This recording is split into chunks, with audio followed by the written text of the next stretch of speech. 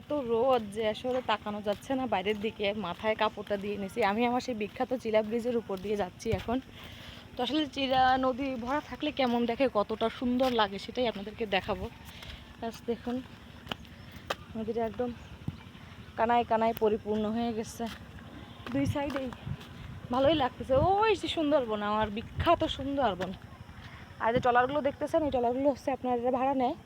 ওই যে একটা বোট, ওই একটা বোট, ওই দুইটা বোট ভাড়া নেয়। এরা হচ্ছে আপনার এসে যায়, গরম জল যায় সুন্দরবন দেখানোর জন্য। ওইখানে টাওয়ারও আছে, সিগন্যালেরও সমস্যা নেই। হ্যাঁ, অনেক রোদ্দুর, অনেক গরম,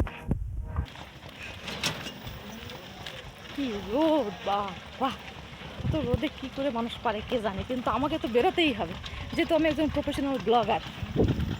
চিলার ব্রিজ, মাথায় অবশ্য তেমন কোনো কাপড় দেওয়া হয় না, তো আজকে দিলাম রোদের কারণে, যা কোনো না কোনো কারণে দেওয়াই হয়েছে, সেটাই বেশি।